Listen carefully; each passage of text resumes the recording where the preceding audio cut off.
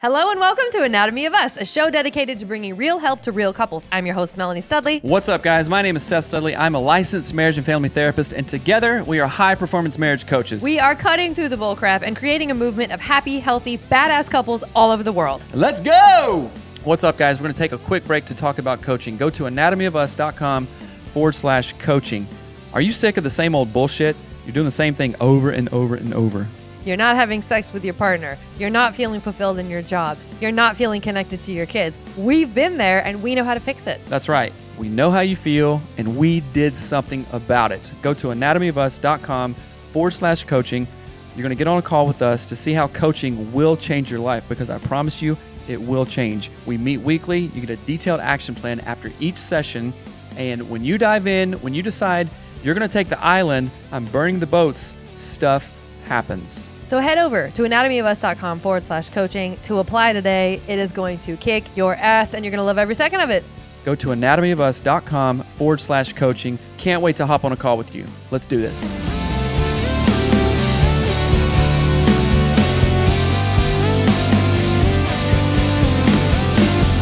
Seth and Melanie Studley here. Today we have Errol Doebler, former Navy SEAL, CEO of Leader 193.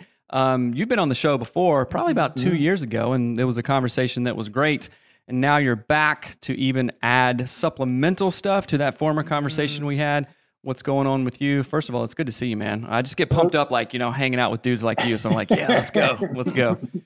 Well, it's good to see you both. I mean, I do a lot of podcasts, and I could say I'm so glad your podcast is still up and going strong, because I had the most fun with you both. And it's an important topic. I love, everything around relationship, and me, anything I'll bring back to leadership, but it's, what are we doing with each other? Yeah. What example are we setting? So it's good to see you both. I was excited to come back on and really appreciative. Yeah, right we're on. super, super thankful to have you here.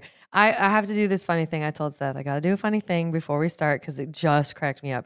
So like, if people listening are not familiar with how these things happen, like, we send emails to each other like, hey, want to be on our podcast? Yeah, what could we talk about? And literally, this was yours. Like, okay, here's a few things I could talk about.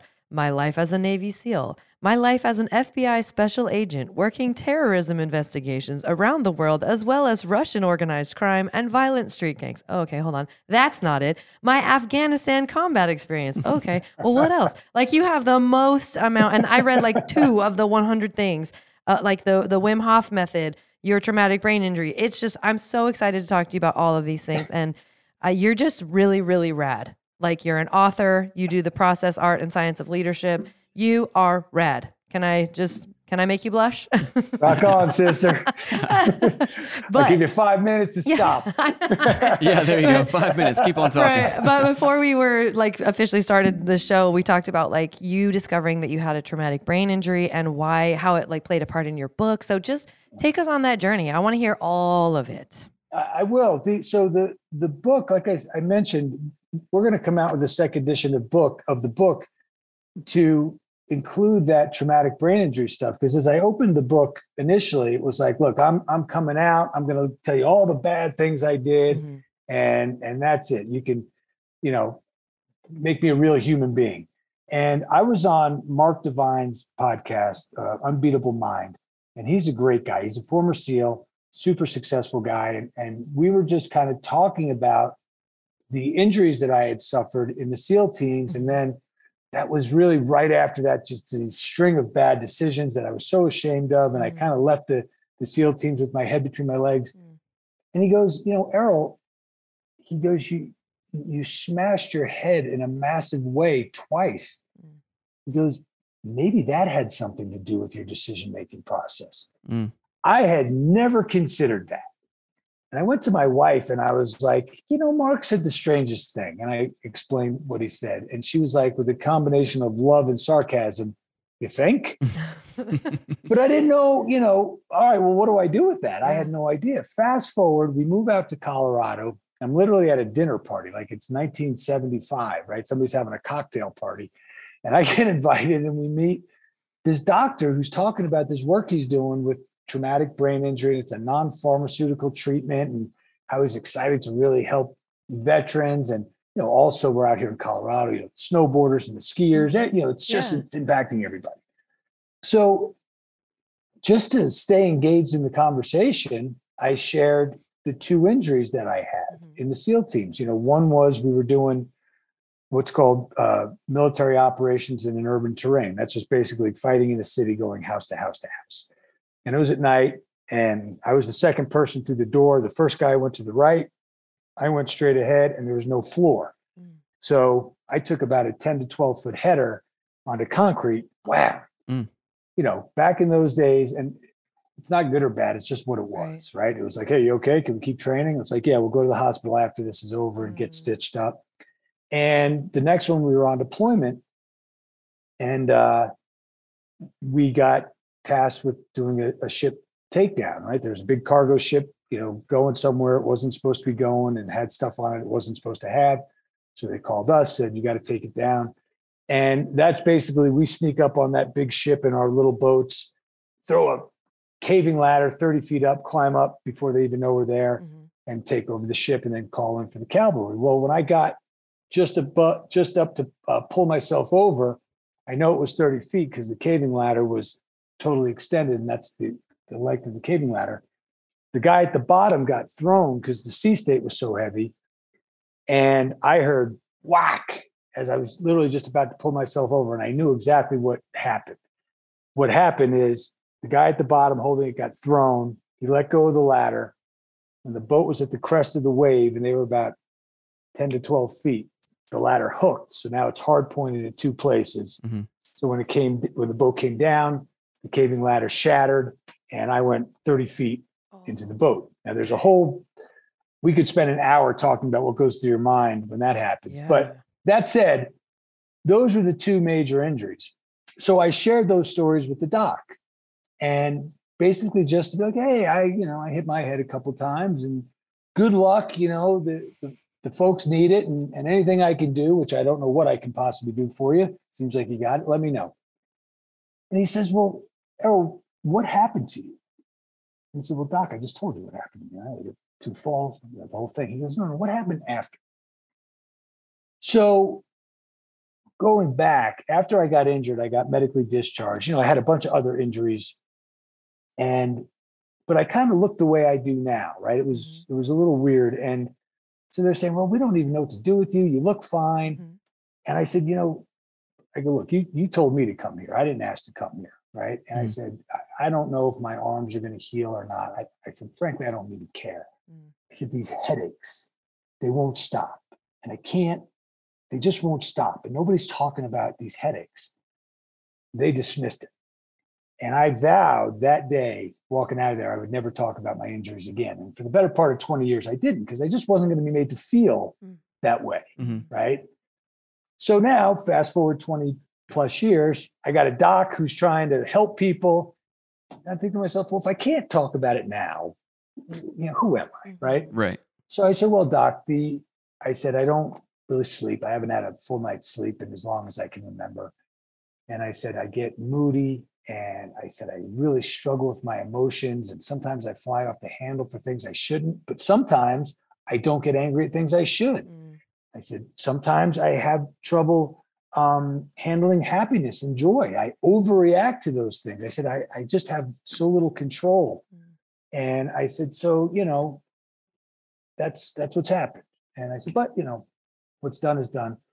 So he asked me if I come in for a brain scan. It's a WAVI scan, right? It's not a CT scan or an MRI. It measures the energy in your brain. If you guys need to stop me because I'm going on a long thing. No, it's good. Okay. Say more.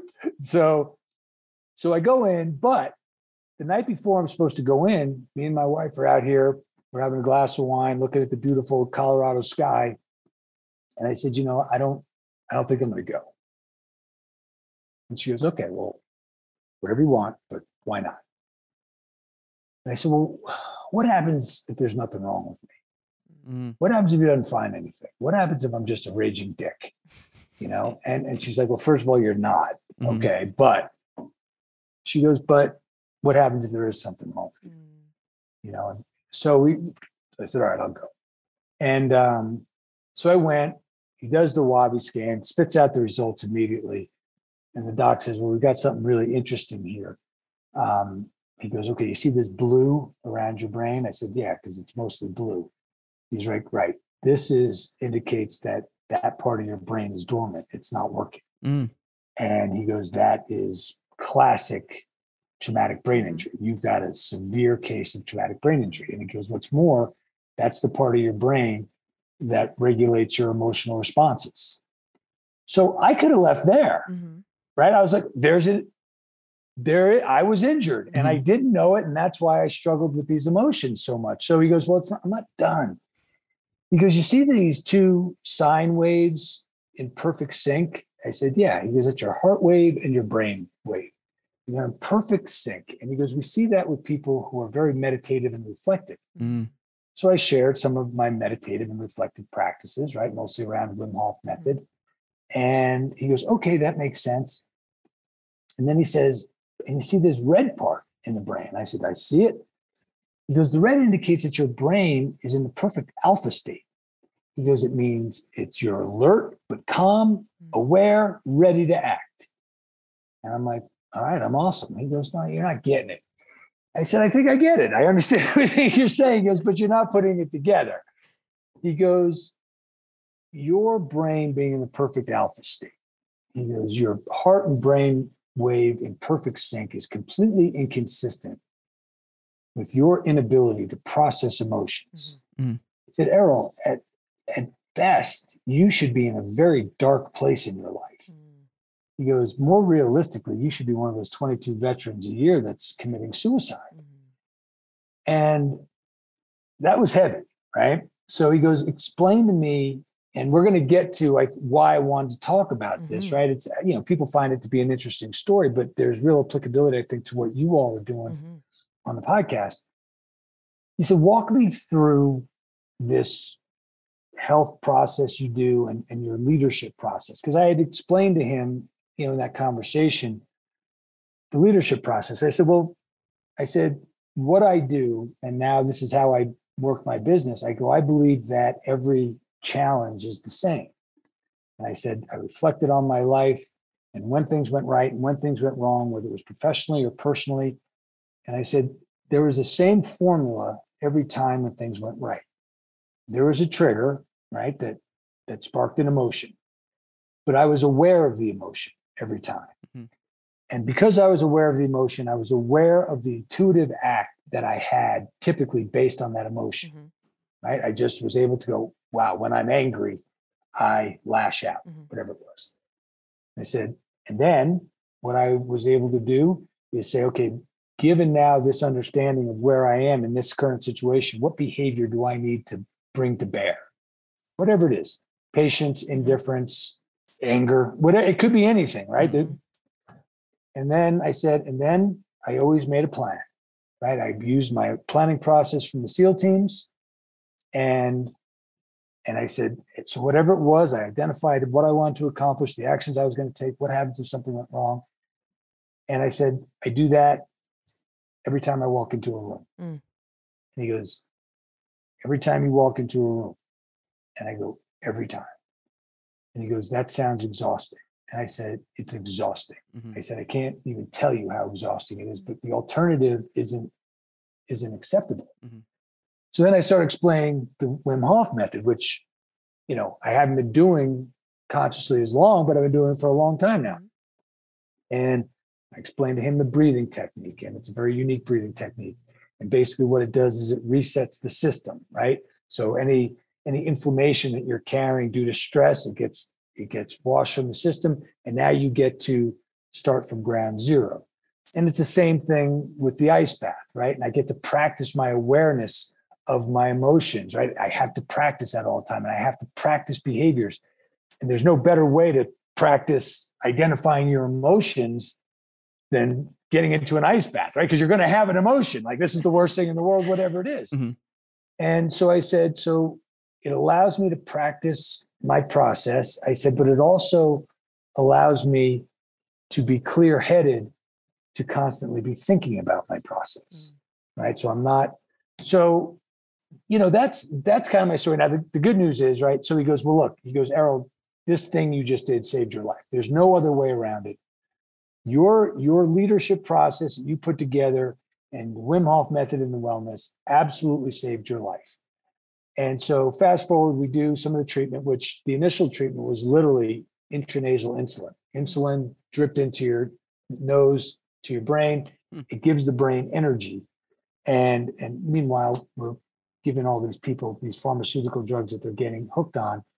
I go back in, I don't know, a month later, we do the next scan. And he's like, oh my God.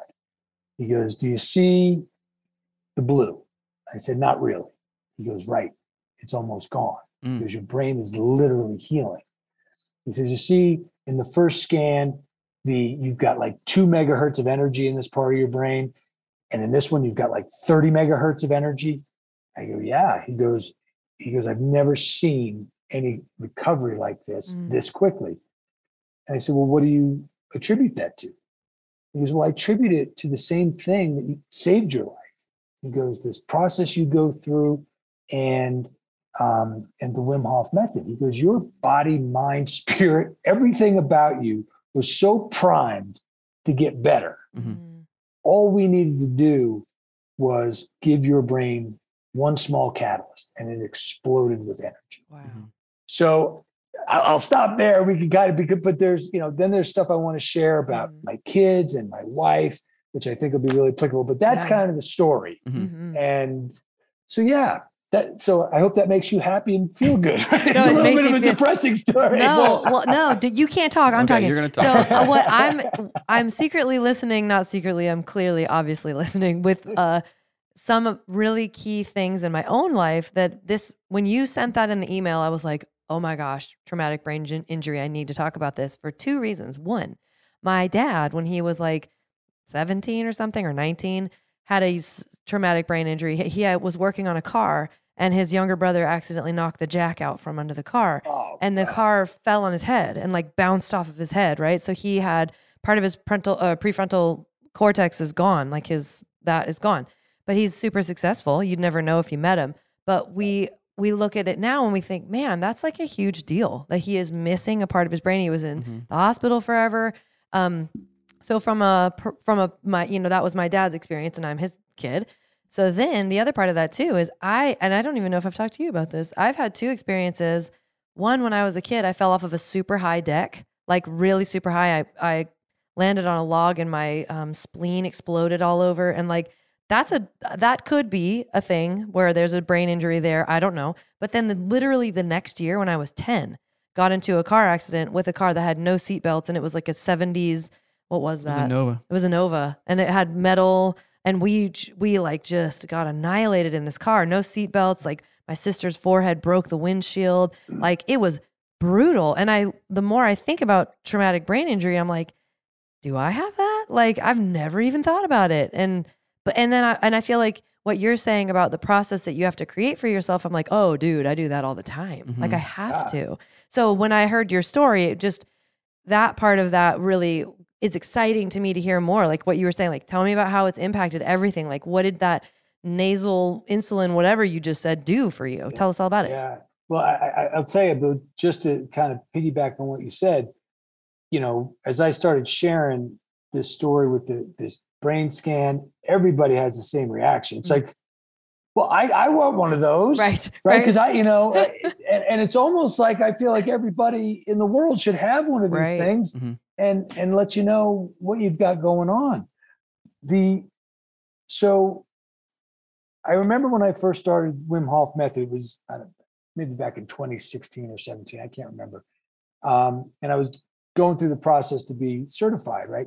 You go through the online course first. And, the first thing was my wife said to me after about 2 or 3 days, she goes, I'm not sure what this thing you're doing is, but you can never stop. She goes, Errol, I know you work really hard. So it wasn't this dark secret in my house that I struggled with emotions, right? We address it. It was just how to handle it. She goes, I know you do a really good job of really, all the things, right? Not blowing up or not really trying to put negative energy into the room when you're upset. She goes, it doesn't always work, but I know you're trying and we appreciate it. She goes, but right now you just seem and have seen, there's just less negative energy coming from you, right? So that was the effects of the Wim Hof method, well, which we know now was the effects of stress are going away. So you're not, so much. And the breathing in the cold. After I got out of the doctor's office, when he gave me the first treatment, right? This is after I had the original brain scan. We did a treatment. I walked into the car and my wife goes, and the treatment, it's like 10 minutes. It takes 10 minutes. It's nothing. And she goes, what happened in there? Like super curious, but more curious than how did it go? Right. She was like, what just went on in there? And I said, well, so I explained the whole thing. And I said, so it's great news. She goes, and is that it? I go, no. He gave me the insulin up the nose and we put it back. And I guess that's the first thing for the treatment. I go, so we did that. She goes, something's different. She was like, something is absolutely different with you right now. You just seem super calm. I'm like, well, we let it go. So we're back home. Maybe, I'm doing the treatment over the course of a couple of weeks. Now, one of the things, at least for me, for traumatic brain injury that I really struggled was with noise. And it could be somebody chewing, right? Can't you chew with your mouth closed, right? It just, I would, right? My wife would have a carrot, and eat a carrot. And I'd like, really? And she's like, it's a carrot, right? So I would struggle with that. The dog barking and certainly the kids. So one day I'm watching TV and my daughter, and she is truly the world's angel, right? That there is just nothing you can say that's bad about her. She doesn't have a bad bone in her body. And all she wants to do is tell you she loves you and give you hugs, right? So that's the spirit that we're dealing with. And I was watching TV and she came up behind me, snuck up and screamed in my ear, Daddy, I love you, screamed in my ear. And I turned around and I said, oh, don't yell at Daddy like that again. And I brought her over, right? Perfect reaction. That's the way normal people react. What I realized about a minute later was, had she done that to me prior to the treatment, and this is, I'm not proud of saying it didn't happen, but this is what would have happened. Whack! I would have thrown an elbow instinctively because of what it would have done to me. Yeah. That's when I knew, actually, my life is getting better. Yeah. Things are going to be okay. So yeah, and then, my wife, even today, she says, you just still keep getting better. She was in the best way. I feel like I'm married to somebody else, meaning, it was a joke at first. She goes, no, I still have all the best parts of you. Those awful parts are gone.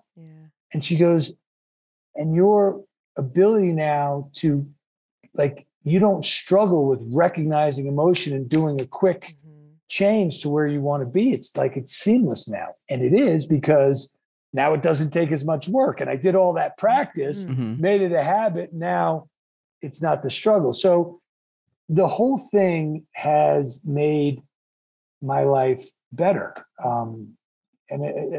So again, from the standpoint of family, nobody's walking on eggshells around me anymore.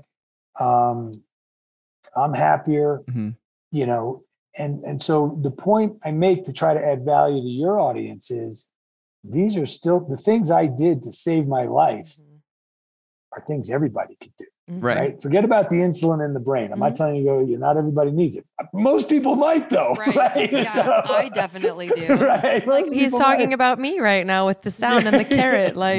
Oh, I'm telling you, it's brutal. So that's kind of why I was excited to talk about this, just because, it's applicable. Yeah. How often are people aware of these things, that your decision-making process, and are you aware of it, or are you just being intuitive and hoping it works out? Right. Yeah. So I want to talk about one thing, and so many people, couples, individuals, just everybody basically, oftentimes we're on autopilot, right? And still we can achieve cool things or whatnot, but there's still always, if we're not if it's not front and center and we're not being super intentional about it, there's parts of us on autopilot that could be tweaked. And if they were tweaked, we'd go like, oh, wow, living like this is way better.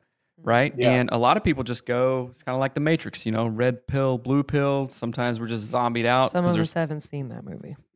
Well, anyway, go watch. In fact, I want to watch Matrix with the kids. All, I think all 10 of you who haven't seen it should go and watch it. No, it's good. That was good. It's a classic. But anyway, my point is, we're just doing stuff, right? And we get crappy results, and we go, oh, what the heck's happening? But if we take a minute and look at it and go, man, I could be intentional here and here and here. So I want to talk about, like, there were systems and SOPs and processes that you already had from your time as a SEAL to doing other leadership things that just added on and, in fact, probably expedited your success. It's like figuring out the TBI and then taking the treatments. That's like a key that was unlocked for you. That's what it sounds like. And because of your past work, you like went really far faster. Kind of thing. That's how I'm looking at it. I want to say, like, your past discipline, like systems and discipline, that's so important. But what were you going to say? Sorry. No, I was just going to say it validated, right, what I was doing for people. And it's just impossible to say, you know, hey, look, come to me and I'll make you a better human being and a better leader. I believe that, and I know why I believe it. And the people who I work with ultimately go, hey, you know what, your stuff works. But how do you convince somebody? And for me, this was the validation of this process does work. I never thought it would be save my own life. So now this story is good for a podcast. I tried it out in a seminar, and it was just too heavy. People aren't ready for it. So I've got to figure out a way to maybe lighten it up a little bit, even though it is the story, or maybe put it somewhere else, because it's almost too unrelatable. And I try to say, no, it should be completely relatable, because again, these are the things. And to your point, Seth, again, everybody goes through, no matter what the challenge is, right? In my view, every challenge is the same, whether you're walking into the kitchen and your wife is putting off something real negative and you've got to deal with it. You're in the office, you see that person you hate, or you're the CEO of a corporation and you're figuring out how to hire, how to fire, how to expand and scale your business. It's all just a problem to solve.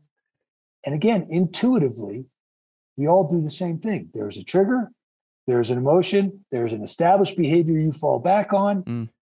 However ill-conceived in your head, you make a plan, you execute that ill-conceived plan, and then you reflect on it in some way, shape, or form. Typically, how did that go? Oh, it went bad. Well, that person is a big jerk, and that's why it went bad. Yeah. If you were intentional and recognized each one of those elements, and you thought about it every time you did something, I never tell anybody you'll make the right decision, but you'll make a conscious decision. And then if that conscious decision doesn't go well, you can go back to that whole process and say, well, what didn't I do? Let's see, you recognize it. Might be right out of the gate. You know what? I was angry and I didn't recognize that. And then I fell back on that vindictive behavior, and I made a good plan, but it was a good plan to do something bad. So that's why you know what I mean? So, okay, now I know where it went wrong. Emotion. Could be all the way up to, no, but I recognize my emotion. And I recognize that when I have that emotion, I usually withdraw, and I decided to become more aggressive, and that was good. And then it just didn't work out. Oh, wait, I didn't think through what I needed to do specifically. What was my plan? What was I trying to accomplish? That's where it went wrong. So it gives you, it just gives you the ability to go back and see where it went right and where it went wrong. I think it's fascinating that all stressors go through the same system, our bodies, right? Whether it's, like a board meeting that you have to do a presentation and you're terrified, or you got to fire somebody, or you have a newborn that cries all night, like it all goes through the same system. And if we don't learn how to essentially control our system, we're going to just flail around. It's back to the Matrix. It's like, okay, let's upgrade the system. Some of us haven't seen it. You know? Exactly. Let's upgrade the system. Let's download a new program. I'm listening to a lot of Bob Proctor, and he talks about, and other guys do too, of course, but the paradigm shift, you know, it's like something you said, it's like the trigger and then you go to what you know, right? And if you're going to what you know, and that, historically is like act shitty, then don't be surprised when you act that same way, right? So we have to have a paradigm shift and go, oh, wait a minute, I see that it can be this way. Okay, who are the people, places, things, books, resources, podcasts that I need to use to download to help my paradigm shift and to be consistent and intentional around that? And then that's where you get to see real change happening. I have to say something go ahead. You say your thing. Well, okay. I was just going to, what Seth said, and I don't know if I said it in the book and you read the book or, but that's what I say all the time. In times of chaos and crisis, you go to what you know. The question you need to ask yourself is, what do you know? And like you said, I know to act shittily when things go bad. Yeah. Right. So but Melanie, please go ahead, because I can clearly I can just keep talking. So. No, and I want you Let's have an exchange. But what's funny is that like you said something earlier and you've sort of repeated it. And I think it comes probably from your SEAL training, where you're like, you said, it's no like secret in my family that I was dealing with emotional stuff. And you said something along the lines of, we address it. And in that, okay, I just have to say this, men, you're probably gonna be like, what are you talking about, lady?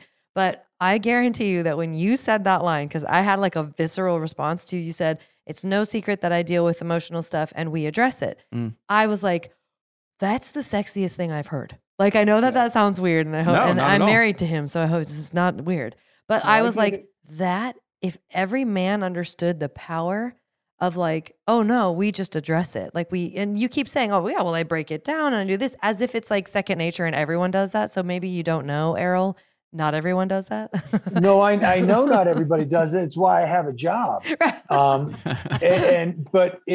tell you this though, it's still a brutal process because generally speaking, when me and my wife have a disagreement, and we don't have a lot. So when we do, it's like, this is just disgusting. And what we don't do a good job at, it takes us a couple of days to get back to normal.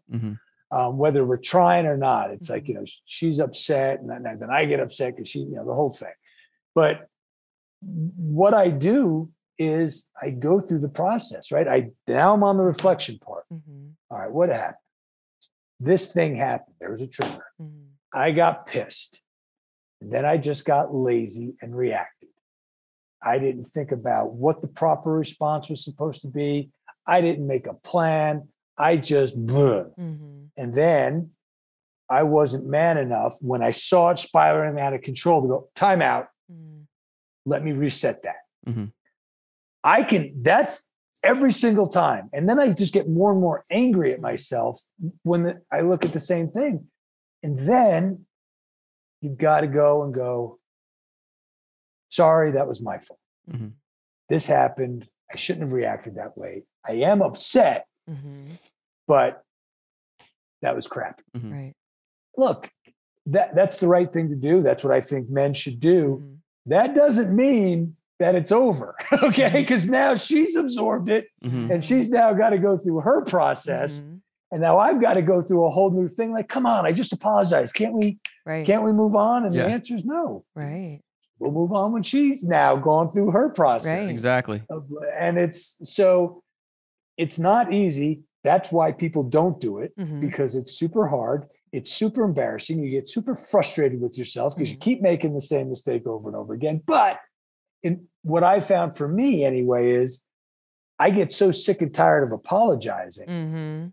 I'm like, fix this, man. How do I fix this? Go back to the process. You need, as soon as you feel that vibe coming, that something's going to go sideways, get right there. Okay, how am I feeling? How am I going to act? How am I feeling? How am I going to act?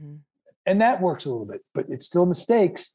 So no, I know everybody doesn't do it because everybody, again, to Seth's point, is just not intentional. Yeah. We are what we are and take it or leave it. And that is not the way to be doing. Well, and it makes me think you're taking like this fraction of time. You're taking like, what can occur in literally like 30 seconds of time. That exchange is like super fast where you're like, well, I knew it was spiraling, but I was too whatever. And I didn't say anything and that's shitty, but whatever. Now I'm mad. Like you're taking that really tiny, narrow sliver of time and you're like expanding it out to like the size of your room and you're looking at each individual action and saying, how can I learn from that? What can I do better next time? What's a pattern that I see like that keeps repeating that's not serving me? So that's just really cool. Like that visual popped into my head as you were saying that.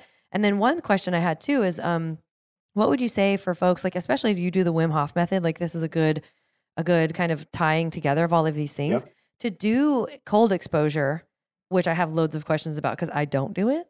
And I have a theory. Okay, let me tell you my theory. Okay. My theory is redheads can't do it because we can't. Because we have more That's bullshit. sensory. That's a great theory. There's nothing behind that theory. It's just kind of something you said. So if you can show, if you have evidence, photographic evidence that you ever had a redheaded lady get in that water, you send it to me and then I'll go to one of your retreats because I'm not sure it's possible. I may.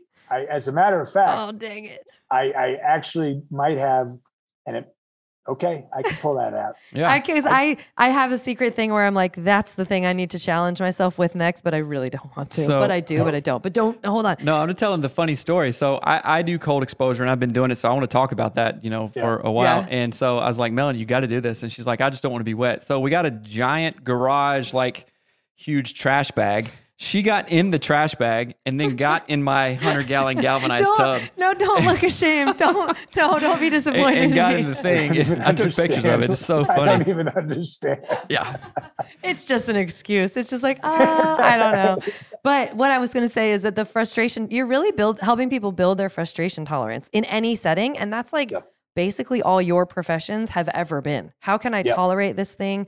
Like, how can I tolerate how this thing makes me feel and whatever? So like, what would you say to things like that, like building frustration tolerance so that people can have success, even if it's, whether that's like getting in an ice bath or dealing with a partner in like a conflict? What are your thoughts on that? So the 2 points, right? The first point you made, I thought that was a great visual that you created.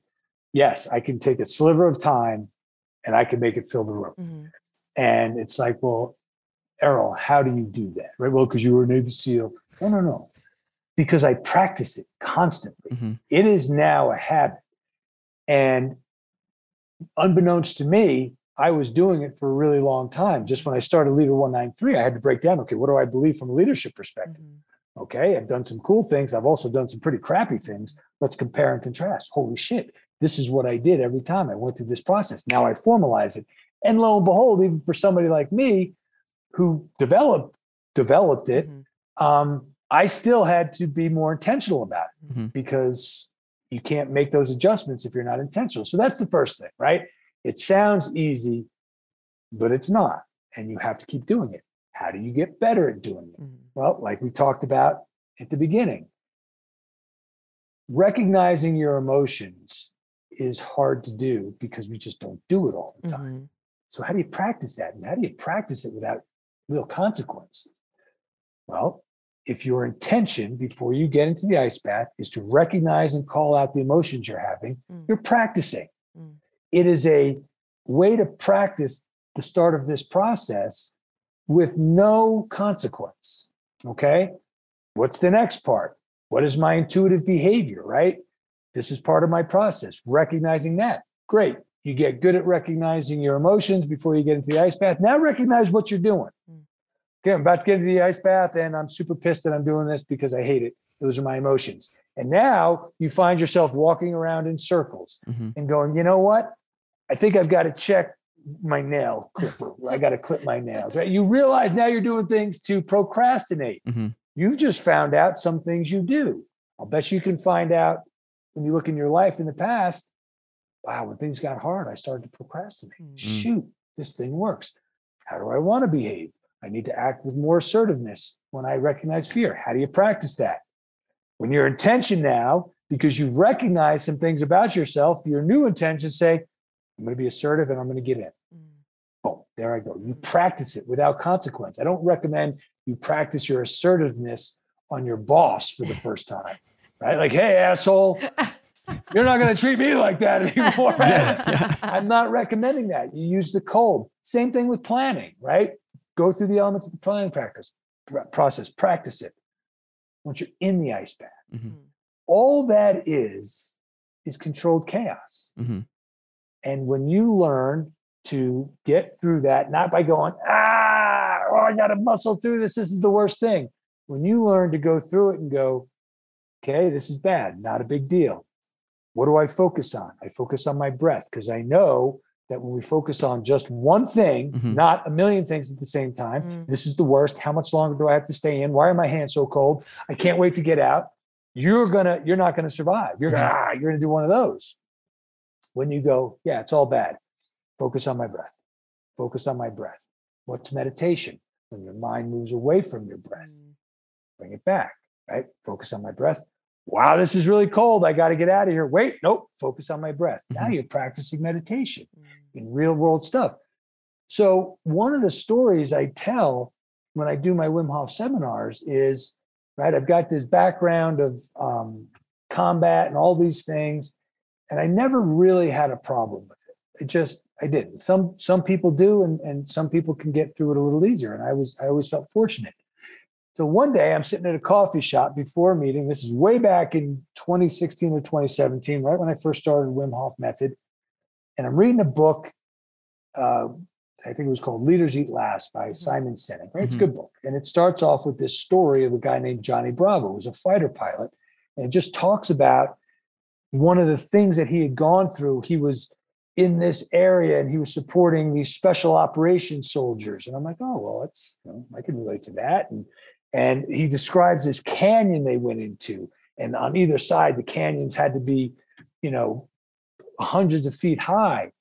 And I remember, and he describes the terrain. And I remember thinking, I know where he's talking about. That's Afghanistan. And nobody goes into that area voluntarily except for special operators because you're looking for a fight, right? And I've been there. I'm like, I know what he's talking about. And then he's talking about how the cloud cover came down and covered the top of the canyon. And I'm like, now I definitely know where he is because I've seen it, and how he had to duck beneath the clouds in his airplane to cover him. And then they'd been ambushed. And I'm like, we've been ambushed. It's not, I wasn't in the story, right? But that's what everybody starts to think. My point is I'm relating to every aspect of it. Okay. And I'm enjoying the story. And I'm in like a Starbucks or something. And I'm looking at the page and I'm going, why is the page soaking wet? I was sweating all over it. And then I realized I was shaking. And I'm like, oh my God, I'm having a panic attack. And then I kind of did a double dip, like, oh my God, I'm having a panic attack in the middle of Starbucks. Right? So what was the first thing I did? Right? I said, hey, does anybody have an ice bath I can get in? No, of course not. Right? But what did happen was I literally said to myself, I recognize this feeling. This is how I feel every time I get into an ice bath, right? One of those. And I said, what do I do when I get into an ice bath? I take a deep breath. I take another one. And I focus on my breath and I literally went through that process and I was fine. I stopped, the whole thing. So what does that mean, right? I go, hopefully this is answering your question, right, Melody? But at the same time, I go to the meeting, I go home and I tell my wife what happened. And she's like, well, do you think you need to see somebody? You think you have PTSD? And I said, well, I might. And I have no problem going to see somebody. I'll talk about anything, right? You want to know how I'm feeling, Doc? Here we go. Yeah. All right. So I don't have a problem with that. So it wasn't one of those things. I said, look, I told her, I said, I don't have a problem going to see somebody. If I need to, I will. I said, but what are they going to try to do for me? Right? They're going to try to help me get past these panic attacks. And then they're probably going to give me some type of medication, which I'm not taking. I said, I got past it in 15 seconds. Now, Seth, I know you can attest to this. You are usually wrong. She is usually right. It's just the unfortunate nature of the way things go. That's the reality. That is the reality, right? And all joking aside, it's just usually the way it is, right? The wife usually has a better handle on things, at least my experience. At least my wife does. But this was the one time where she went, not the one time, but one of the few times where she went, you might be right. And we just said, look, let's keep an eye on it. I haven't had anything like that happen to me since that happened. So that's the super long answer, Melanie, to your question. Where does the cold exposure come into this? Where does it work? That's my really long, drawn out answer. You can practice each one of these elements by getting into the cold.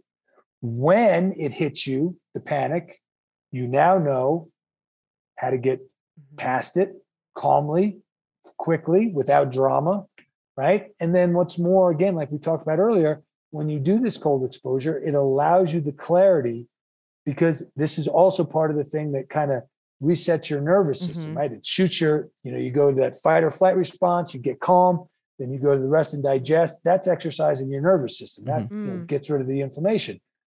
So now you're able to be, with clarity, think about how to handle a problem. That is the beauty of combining this Wim Hof method and this process. Right. Well, and I love that so much.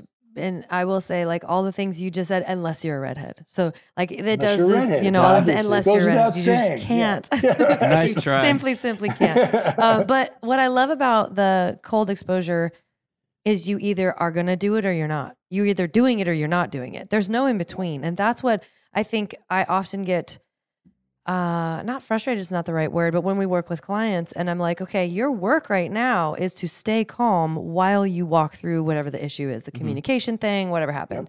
But it's like they bail. So if I put that into the context of getting into cold exposure, that's like saying I'm going to stick my foot into the ice bath. Oh, it's cold, I'm out.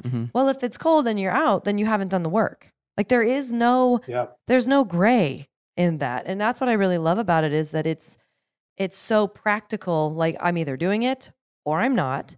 And there isn't a gray. And I don't know. I just want to send like everyone to the trainings that you do, but not me, because I'm a redhead. I couldn't go. Simply couldn't go. I got it. You're going. You're going. Can I wear a wetsuit? Well, you're exactly right. One of the things that I put a pin in that wetsuit, because I've got a great story about that. But one of the things I tell people, the beauty of the ice, technically the Wim Hof breathing is more powerful than the cold exposure. When you combine them, it's not like breathing is a quotient of 2 and cold is a quotient of 1. You put them together, it's 3. When you put them together, it's like 6. And those are the studies. But anyway, I can't know how hard you're trying with the breathing. Only you can know, right? So we have seminars. I'm looking at somebody. It doesn't look like they're trying as hard with the breathing. I might prompt them. Only you know. Nobody can hide from the cold. Like you said, you are either getting in or you're getting out. And what I tell clients who I work with, not on the Wim Hof seminars that are live, but my thing includes, we got a whole video series. Each element has me in an ice bath explaining how do you go through this. And some people will say right out of the gate, "Oh, I'm not doing that, by the way." And I go, "I never said you had to do any of it, right? This is just my recommendation." I said, "But what I will tell you is the process has already worked, because now you've just learned something new about yourself." And the only question I have is, what other hard things are you saying, well, I'm just not going to do that? Yes. Listen, And then we let it go. And then we let it go. Now, people will do that at a live seminar. Now, I may have put 1,000 people through these seminars at this point, right? And I can count on one hand the people who have not gone in the water. Wow. Because now, a lot of times, there's probably 20% of the people say, "Yeah, I'm not sure if I'm getting in." Because I asked the question. I said, "You don't have to. Your only requirement is that you have to go out there and support the people who are doing it." And everybody goes, "Oh yeah, no, I'll definitely do that." Everybody just gets caught up in the moment, and then they're like, "Oh my God, I got to go in." The 5 people who haven't were just being silly. They were just showing me, "Nope, you can't convince me." I'm like, I never tried to convince you. Why do you keep telling me that? I did, right? And they all who didn't do it would remind me, "Hey, I didn't go in." Yeah. I'm like, "Yeah, I know you told me, and I told you didn't have to go in." Yeah. Right. But you should make them like a medal, like they get a trophy. I didn't go in the ice for defying me. But I do tell them that if they push me on that, I said the same thing. I said, "Hey, but it still worked because you found out something about And they kind of look at me like, but. Well, one thing I've heard Wim Hof say is the cold is the teacher, and it makes me think of a quote, and maybe this isn't verbatim, but it goes something like, "A hungry man only has one problem. Like, where's he going to eat? Like a starving, right. And it's like, you can't escape that. And like, when you get into the cold, you're thinking about a whole lot of things, but really, if you can center yourself, it's like the ultimate present moment awareness, you know, and then that brings clarity. And then, of course, so I used to work with young kids, right? You know, 12 teenagers and stuff like that, a 12-year-old and up. And we would do outdoor experiential therapy, right? So I would take whatever the rivers or the mountains or the trees or the animals are bringing us, right? We spend a lot of time on rivers and stuff. And I'd talk about, like, you know, you can see the high water mark during a flood stage and stuff. There's all kinds of debris and stuff like that. If you've ever spent time around rivers, you know what I'm talking about. Or super low water, you know. And then when the low water is stagnant, it gets stagnant because it's not moving. It doesn't have that energy, right? That fresh flowing water does. Or, oh man, I'm feeling flooded right now, motion-wise. But guess what? Remember, that always recedes, and then it's calm waters, and like all kinds of stories around that. And the ice bath, I call it the cold dip. And that can be, we have tons of rivers out here, so I love getting in the rivers at any time of the year. They're always cold. It's like that's all I have in that moment right then and there, which has a infinite lessons.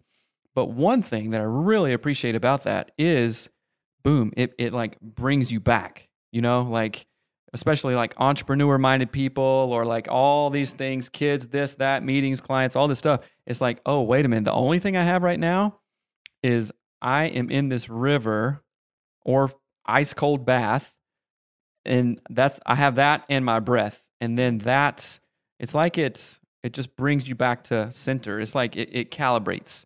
Yeah, but you're selling yourself short, because there is every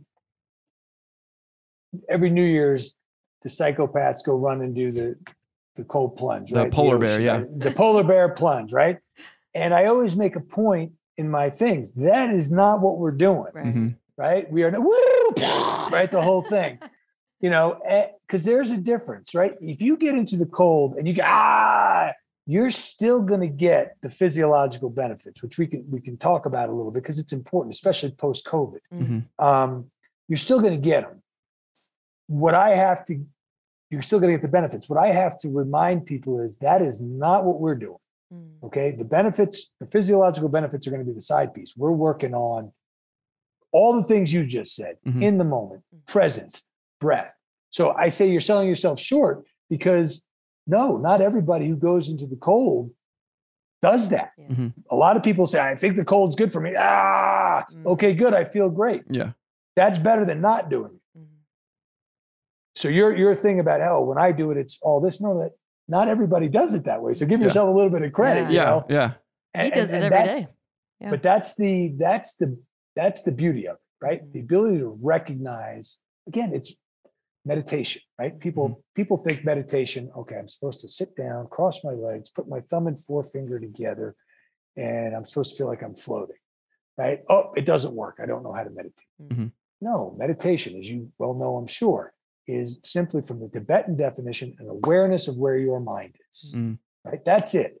And what I tell people, especially in the cold, if you focus on your breath and you recognize that your mind moves away to something else, when can I get out? How cold this is? My fingers are killing me.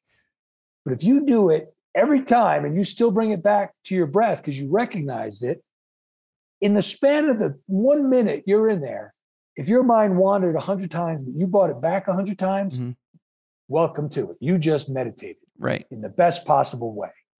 And then the more you practice that, the less your mind is going to wander, right? So we talk about things like walking meditation and active meditation. I think those are things, I don't know if I made it up or I heard somebody else say it, but whatever it is, it's true. We should all be walking through life in a meditative state. How am I feeling right now? Feeling pretty shitty. Oh man, why am I feeling shitty? Let me take a deep breath. Oh, I didn't even realize I was holding my breath. So that's, again, we're saying now the same things over and over again, but that's the beauty and the power of it, Yeah. I love that. And That's once you get, at least this is for me, because I'm fairly acclimated to the cold dip now because I've been doing it a couple years. Just on my own, I don't even know. I haven't added the breath piece, so I'm excited to learn more about that. You do it. But anyway, it's like because I'm acclimated to it, there are times when I'm like, I even forget that I'm in like a cold ass thing. It's like, this isn't, and I'm like just dialed in, and it's like a Zen moment kind of thing. It's like, whoa, okay, clarity. And then it's like, it's you habit stack, you know, like, oh man, I need to get in the cold somewhere. There's a river there, pull over, I got to get in, or a cold shower when I can't do rivers or ice baths or whatnot kind of thing. And it's like part of the routine, like you were talking about. It's like, okay, we have success in certain areas when we're intentional, when we have focus, and also a plan. You can't just go. So many of my friends, I did a retreat recently with my mastermind, and I was like, okay, guys, we're doing cold dip. And a number of them were like, oh, this is crazy. You know, and they get in and go like that. I'm like, dude, no. Focus, calm. I'm here. Look at me. Okay, we're here together kind of thing. Because then all you're doing is just looking to get out. That's right. I gotta get out. I'm gonna die. No, and the most simple part about that is, again, from the plan. You got the book. I break it all down, but you had to go to 2 areas of the planning process. Right. The first one is mission. What am I trying to accomplish? The second you ask yourself that question, you might be like, I'm not even sure what I'm trying to accomplish here. I know I'm getting in, but I'm getting in no matter what. What am I trying to accomplish? Oh, I'm trying to remain calm in here. Got it. Okay. That matters. Just that little bit of clarity of what you're trying to accomplish. Some people might say, I'm trying to accomplish getting in. I don't care what happens. Right. Okay. Yeah. That's at least something. That would be me.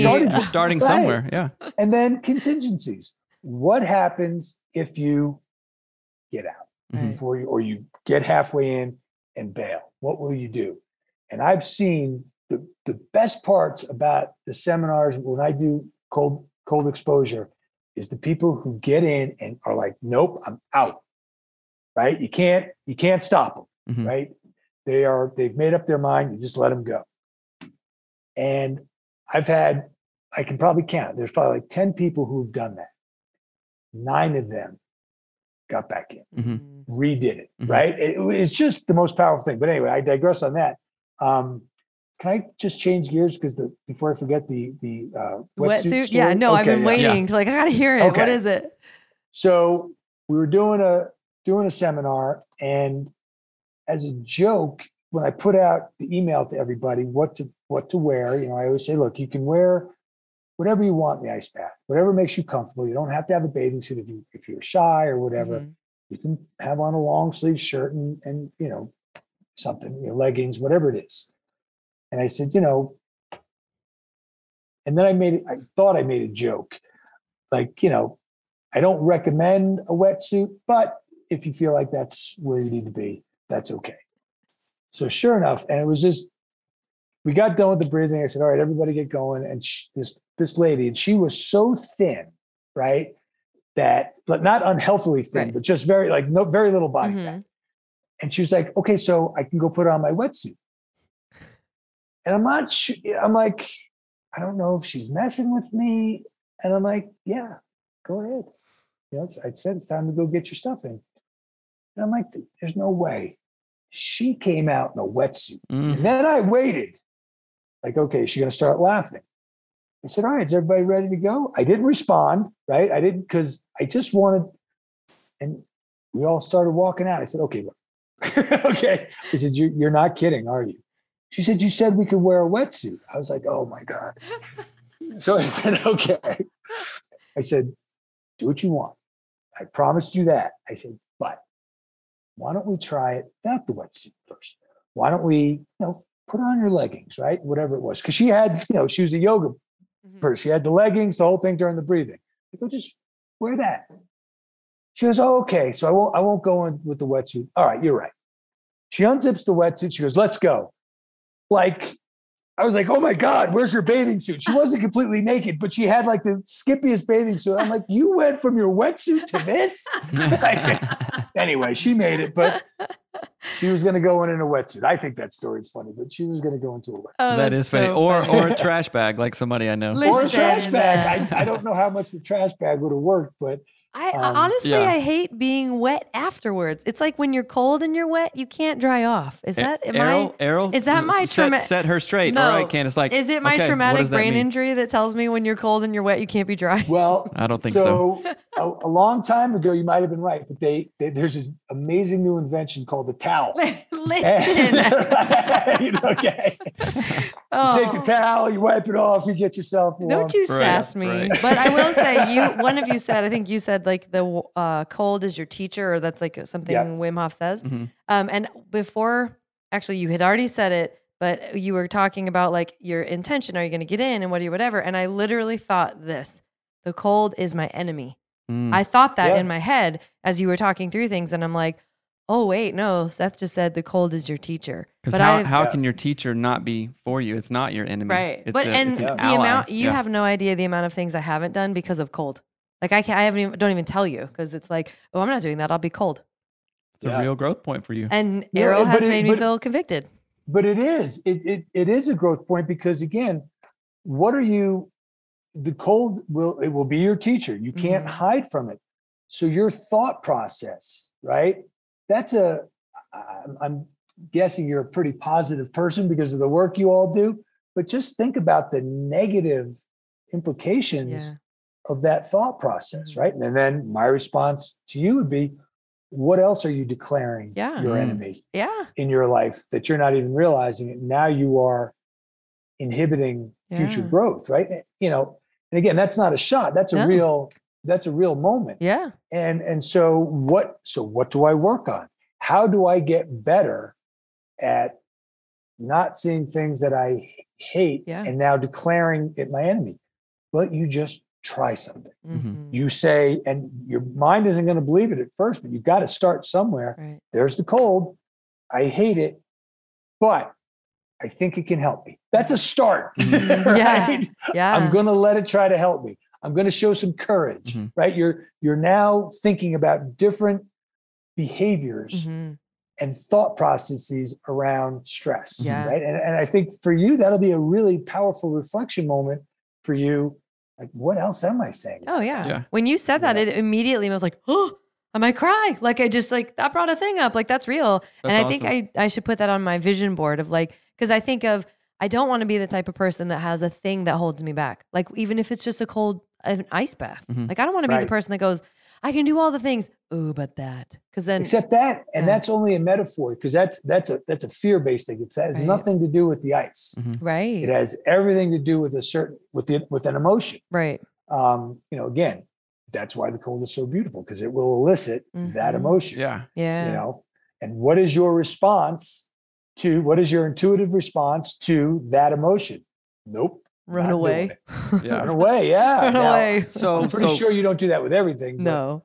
So I'll ask you guys, and I know you'll get it right. Where does all growth come from? The discomfort. The right? ice cubes. The ice cubes, the hard thing. Oh my gosh, I'm so terrified of public speaking. What do I need to do? Public speaking. Go public speak. Oh my gosh, I don't want to jump off this thing.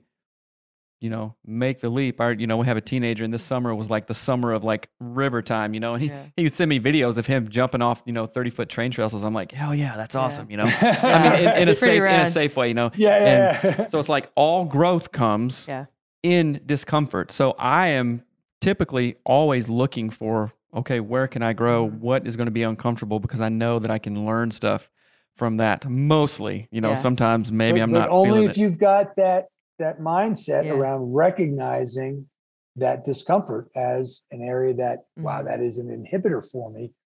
Let me try to get past that inhibitor so it doesn't affect me when it really matters. Yeah. Right?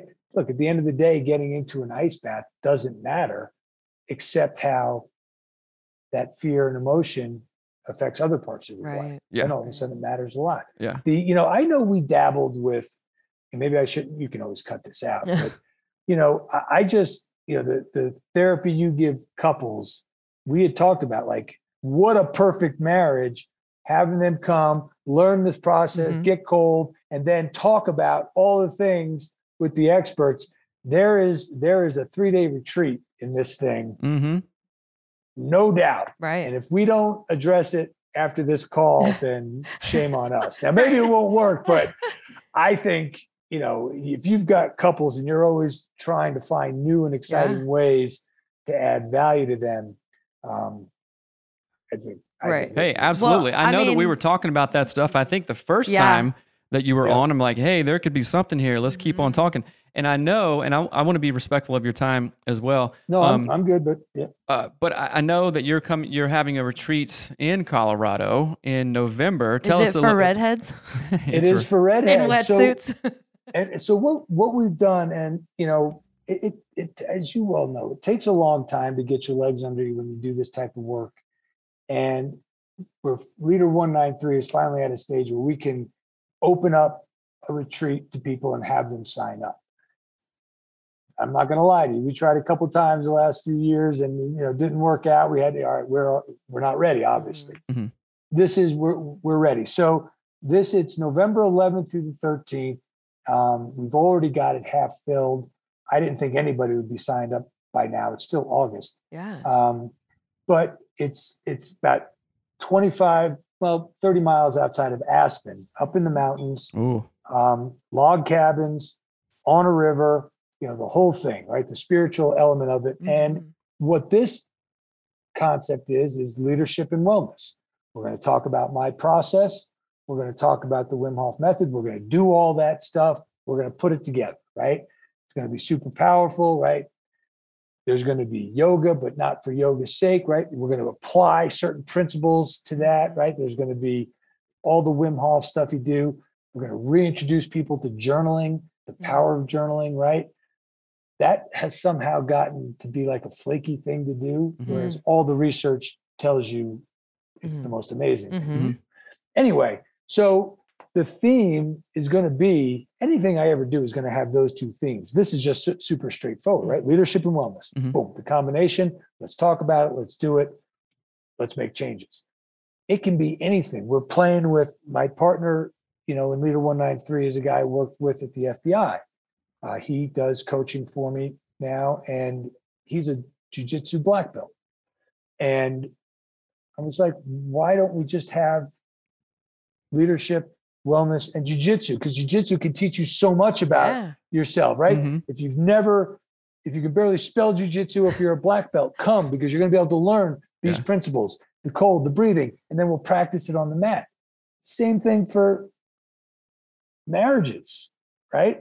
Let's talk about this. Let's talk about that. Let's do these things. And then let the experts, right? Because I wouldn't do the jiu-jitsu part. My partner would. I'm a novice. He's not.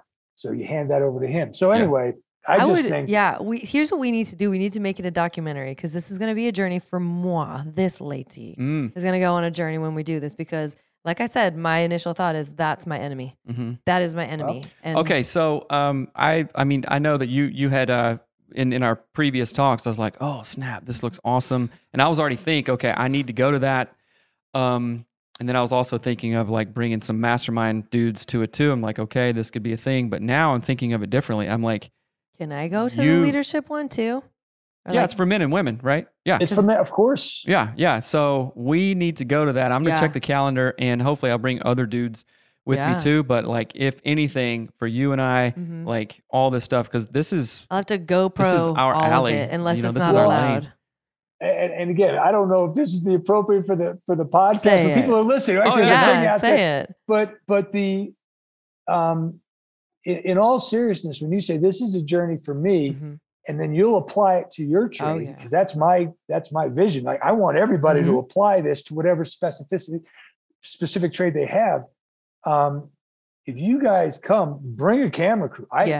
Knock yourself out, document it for yourself, make it a little thing. We're wide open to that, or not. We'll make it a private thing, whatever. But awesome. You just also need to bring some of your nose insulin so we can heal my TBI at the same time. Oh, I'm telling you. And we do need to talk. I would love to talk, like, get numbers and all that jazz, but I don't want to take more of your time, and I want to make sure we send people where you want them to go. So like the book, all the things, say all the things that you need people to know about you. Okay. So the website is leader193.com. We think it's a pretty good website. You're going to have a hard time not figuring out what we do. It wasn't always that way, right? You're in trouble when you do a new website. You send your buddy to it. He goes, I don't get it. What do you mean you don't get it? So again, this is a very humbling business. But anyway, we've got a new online series, right? So I've alluded to very often this process I put my clients through. It always involves live calls at the end of each week. It's an 8-week thing. What we did was we said, well, we're going to put the video series that I put people through, and then we talk about it at the end of the week. We're going to make it available for everybody. You just don't get the live one-on-one call every week, but everybody who signs it, every other week, we're going to have a call for everybody who has signed up for it so they can ask questions. So that's the online series. We just launched it. It's super affordable. And you know what we'll do? We'll make a coupon code for this podcast. So anybody who's listening to it, we'll give them 20% off. Oh, that's awesome. Rad. The retreat that we just talked about, it's the Leadership and Wellness Retreat. That's November 11th through 13th. Do you guys do show notes and stuff like that? So I'll send you the link to that. So people can take a look. It's got the itinerary in there and everything. And those are the big things. The book, The Process, Art, and Science of Leadership. We're actually going to do a second edition. We're going to rename it. I hate this title of that book, but I didn't know, but we're going to include the TBI stuff and why it's so impactful. So that's probably a year or so out. But the book as it stands is still good. I want people to still read it. And that's everything. So thanks for letting me get those points. Yeah. Is the new name of your book, like when you rename it, is just going to be called Ice Cubes and Redheads? It could be Ice Cubes and Redheads. I hadn't thought of that, but now I'm like, listen, I can't wait to hang out with you like in real life. I think we're going to get along really well at this November retreat. Well, we had as much fun on the first one. And again, can I do the COVID thing real quick? Yes. Okay. Because I forgot about that. Because I was like, we did this before COVID. The cold. COVID was real. It is a real virus. People died. Okay, everybody relax. I'm not about to say it was a conspiracy theory. But the question is why? Okay, yes, it was a virus. It was a virus. Okay, now what happens when a new virus enters your body? Right? Originally it was the novel coronavirus, right? That was what they called it, this new thing we hadn't seen. Our physiology as a species, at least as Americans, is so weak, right? One of the things that never was really advertised as much as it should have been was the people who died had, I think, on average, 3 to 4 comorbidities. Right? They had diabetes, they had cardiovascular, they had something wrong. They had a weak immune system. Right. And that's what people were dying from. It wasn't necessarily the virus. It was the immune system overreacting in such a way that it triggered all these other things. That's what happened. Nobody ever talked about the health problems associated with the people dying. Why does the Wim Hof method matter? Because the Wim Hof method literally exercises your physiology, right? You are voluntarily shooting you're going into that fight or flight stage, right? And then with the breathing, and then you're coming back down to rest and digest. You're making your nervous system go through that and then resetting it. That is what your immune system is. That's how it becomes exercise. So now when that virus hits your body, it's just like, oh, this is just a virus. It's something new. Let my, immune system go to work, but I'm not getting the ill effects like the sickness and the, That's what was, so that's just another quick plug for the Wim Hof method, right? I don't care about any of your leadership stuff. Yeah. Okay. But here's why people died during COVID, because they had those super weak immune systems. So cold exposure because it was kind of No, I need to do it. So listen, I get sick every time we do a retreat. I always get sick. And part of it is like I have a compromised immune system from my spleen being exploded.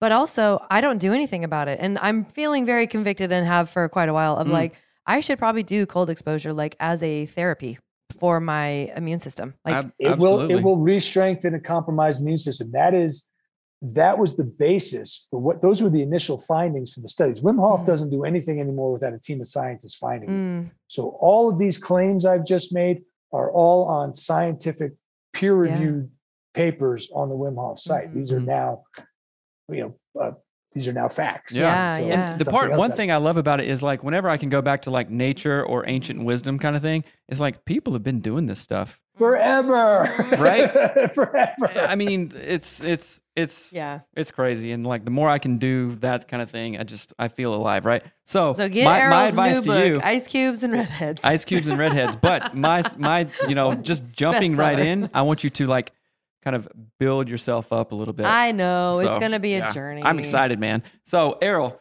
thank you so much, man. I, again, want to be respectful of your time too. And November 11th through 13th, Aspen, Colorado. Oof, I mean, not more. I can't more wait. beautiful I'll be place. there. We will literally be there. Yeah, so we'll talk It's more. going to be awesome. Yeah. And you too, keep up the great work. I follow you. It's so much fun. And again, I really thank you for letting me come on here and just kind of spread my message. I appreciate it. Absolutely. Same, dude. We love what you're doing and can't wait to connect more. And thank you again for all the time that you took today. This is awesome. Absolutely. You guys go follow Errol, support him. I want to see people that listen to this show. I want to see you in Aspen, I know. Colorado. I was going to say, we'll fill up your retreat. We'll be rad. So, all right, man. So let's talk soon. And thank you, brother. Bye. Thanks for listening to Anatomy of Us. This podcast is produced by my mom, Melanie Studley, and hosted by my dad, Seth Studley. Our show is edited and published by our producer, Reva Hansen, from Creative Media Support. Special thanks to our Patreon members that get an extra episode every week. Thanks for watching. Love you. Bye.